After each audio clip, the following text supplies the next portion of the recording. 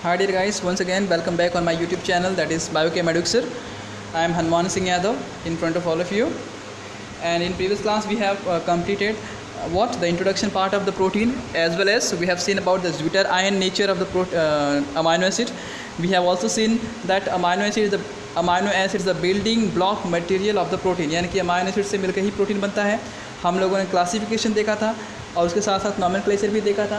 तो क्लासिफिकेशन में 3 टाइप मैंने आप लोगों को बताया था. एक बताया था एसिडिक अमाइनो एसिड, एक बताया था बेसिक अमाइनो एसिड और एक बताया था न्यूट्रल अमाइनो एसिड. फिर उसके साथ मैंने ये भी बताया था आप लोगों को कि अमाइनो एसिड का स्ट्रक्चर आपको याद करना है तो हमको ईजी वाले ही याद करना है. सिलेबस में तो बहुत सारे दिए हुए हैं मगर हमको ईजीली याद करना है, ईजी वाले याद करना है. ठीक है, तो अभी हम उसी को थोड़ा और आगे बढ़ाते हैं. वो वीडियो थोड़ा इनकम्प्लीट रह गया था जो यहाँ मैं कंप्लीट कर रहा हूँ. देखिए 30 नंबर देखिए सीरीन का. सीरीन में आर की वैल्यू क्या रहेगा? आर की वैल्यू क्या रहेगी? CH2OH, यानी कि स्ट्रक्चर कुछ ऐसा है. यहाँ पे है मान लीजिए कि यहाँ पर हो गया कार्बोक्सिलिक, यहाँ पर हो गया NH2, यहाँ पर हो गया H. अब ये वाला जो पोजीशन है आपकी, ये आपका इंटरेस्ट वाला पोजीशन है. आप क्या रखना चाहते हैं यहाँ पे? ठीक है, जैसे कि अगर आप यहाँ रखना चाहते हैं आर की ही वैल्यू रखना है तो क्या वैल्यू रखना चाहते हैं? अगर आपको रखना है देखिए 13 वाला देखिए सीरीन में क्या लिखना है? CH2OH.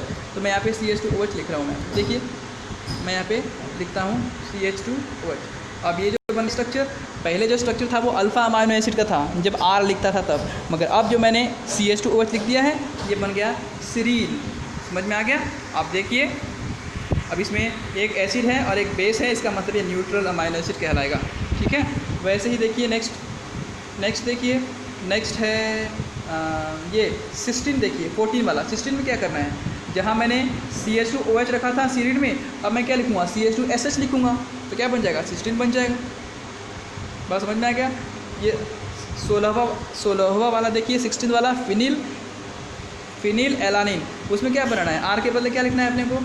आर के बदले लिखना है अपने को कुछ नहीं, एक बेंजीन बनाना है और बेंजीन के साथ एक CH2 बनाना है और CH2 के साथ एक बेंजीन बना देना है. बस हो गया.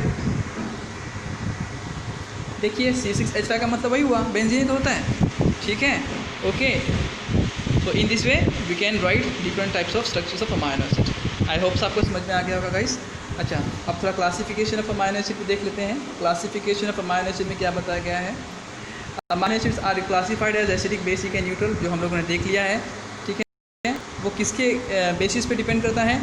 Depends on the relative number of, देख लिखा हुआ है, relative number of amino acid and carboxylic group in their molecule. कितने अमाइनो एसिड हैं, कितने एसिडिक ग्रुप हैं, उसके ऊपर डिपेंड करता है.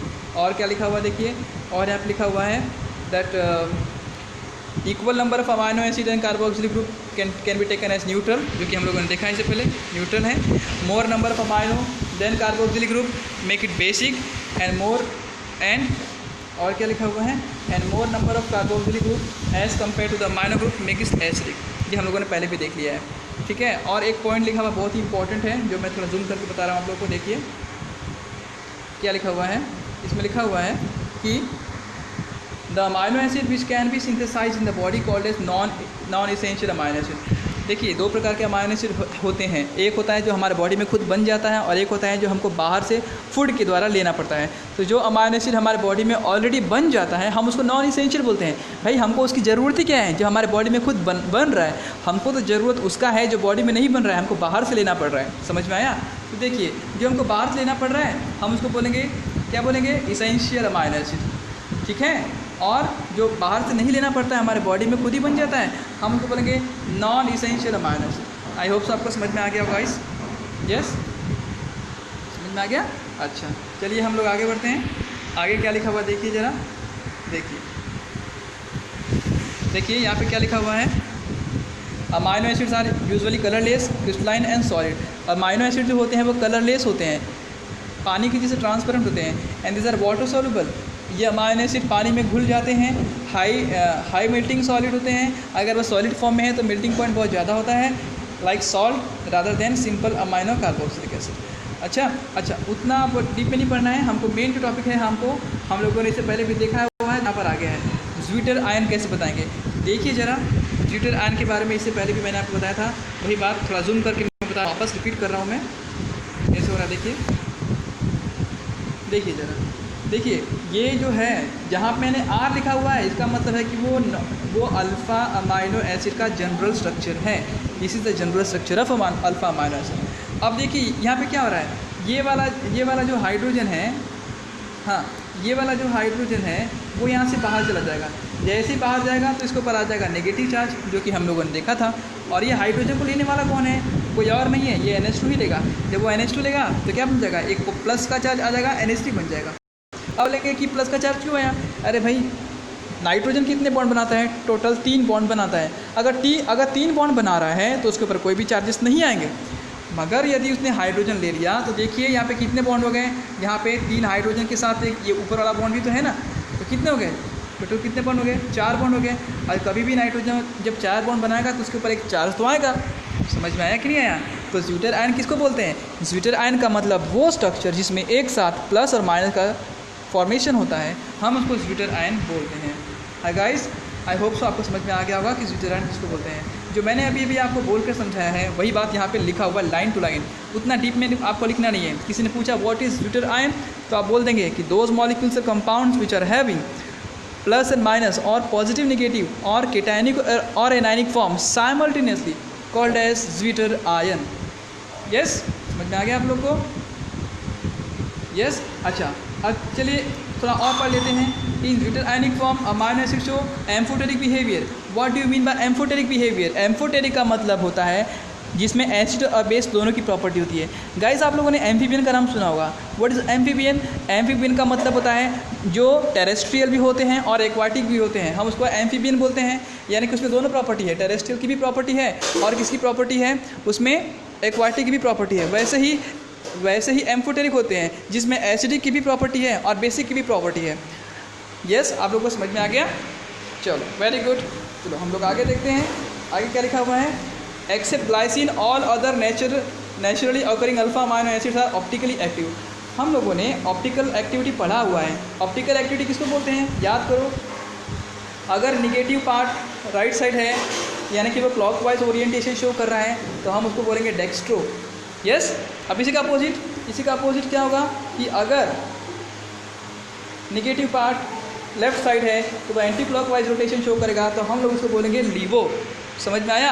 अब अगर एक कंपाउंड डेक्स्ट्रो और लीवो दोनों कंपाउंड, मेरा मतलब है एक कंपाउंड डेक्स्ट्रो और लीवो दोनों स्ट्रक्चर शो करता है, बीच में हम लोग मिरर इमेज बनाते थे, याद करो। यहाँ पे डेक्स्ट्रो बनाते थे, यहाँ पे लीवो बनाते थे। अगर कोई ऐसा कंडीशन बनता है तो हम बोलेंगे हाँ भाई वो कंपाउंड ऑप्टिकली एक्टिव है। क्या बोलेंगे, ऑप्टिकली एक्टिव है। फॉर एग्जांपल यहाँ पे ग्लाइसिन के बारे में बताया हुआ है। ग्लाइसिन का स्ट्रक्चर हम लोगों ने देखा था, अभी देखा था, कुछ याद है। चलो फिर से देखते हैं। ग्लाइसिन का स्ट्रक्चर देखो, बहुत ईजी है। यहाँ पे हो गया मान लो यहाँ पर हो गया COOH, ठीक है।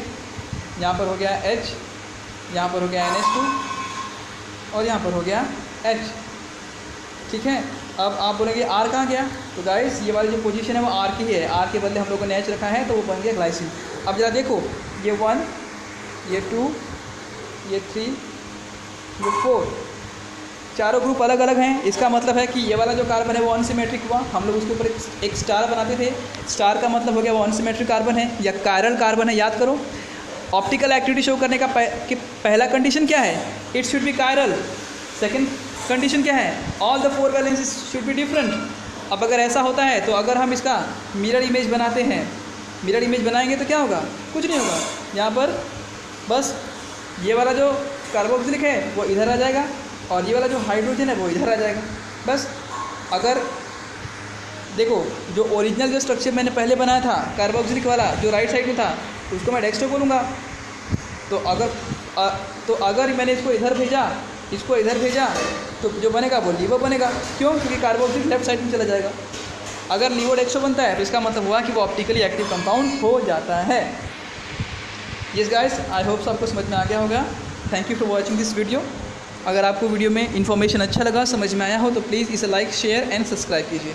Thank you for watching this and after that we will proceed further toward the different types of structure of protein. Thank you very much.